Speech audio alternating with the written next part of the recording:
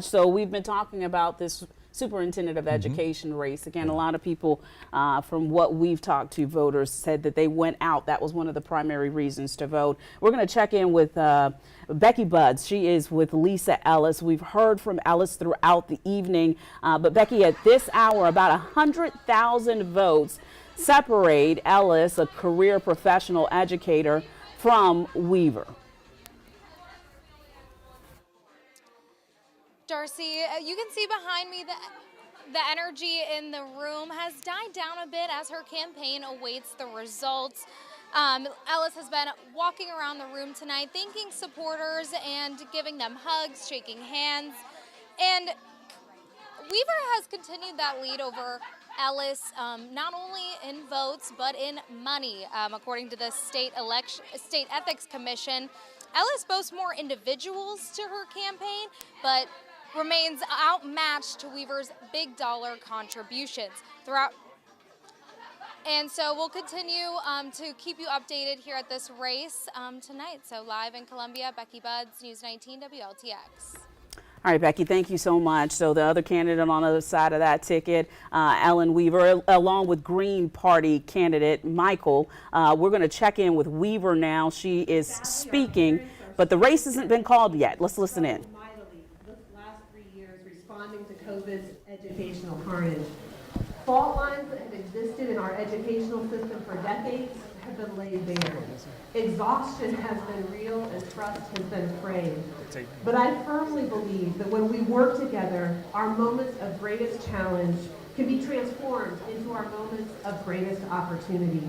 That's why I ran for this office, because I believe that with leadership, vision, and common sense, we can deliver real results for our students, support our great teachers, and empower parents across our state.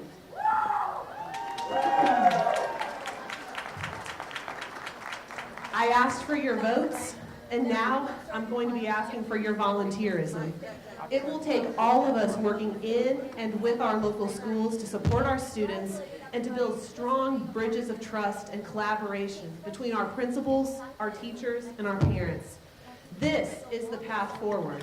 This is the path of hope and opportunity for a bright education future for every single child in our state. This is the way we claim the full promise of what our education system can be. And this is the way that South Carolina leads an education revolution that sets an example for the rest of the country to follow. This has, without a doubt, been the most challenging year of my life, both personally and professionally, and I'd like to especially recognize and thank my family and so many friends who have loved and supported me every single step of the way. If I started naming names, we'd be here all night. But to my campaign team and volunteers, your tireless hard work is what made tonight possible. To my opponent, you put your heart into this race, you ran hard, and you have spotlighted real issues that are facing our classroom teachers, issues that we are going to work hard to address. To Superintendent Spearman, thank you for your dedicated service to the students of this state during one of the wildest challenges that any superintendent could have ever faced. You have navigated this office with strength and grace, and I look forward to working closely with you in the coming weeks to ensure a seamless leadership transition. To Governor McMaster and members of the General Assembly, I look forward to collaborating closely with you to move a bold education agenda forward.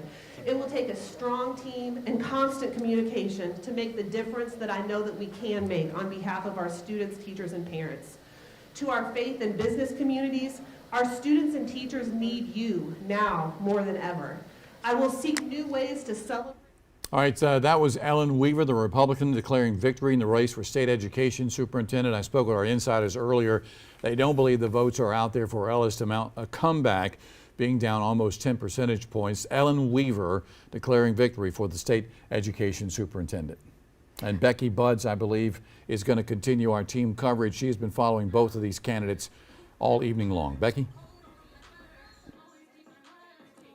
JR, I was saying earlier that Weaver has out-fundraised Ellis, and we're seeing that here with the votes. She has that significant lead, but throughout her campaign, Ellis has really platformed on increasing working conditions and pay for teachers, increasing funding for public schools, and getting rid of what she calls unnecessary red tape.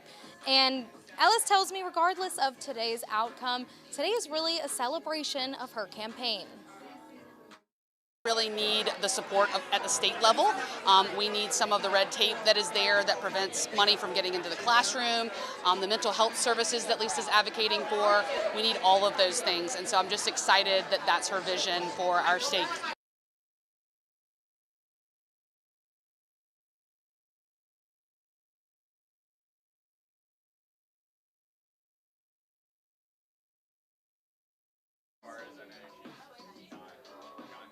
We are still awaiting Ellis to take the stage and say a few remarks. We'll let you know as soon as that happens. Live in Columbia, Becky Buds, News 19 WLTX.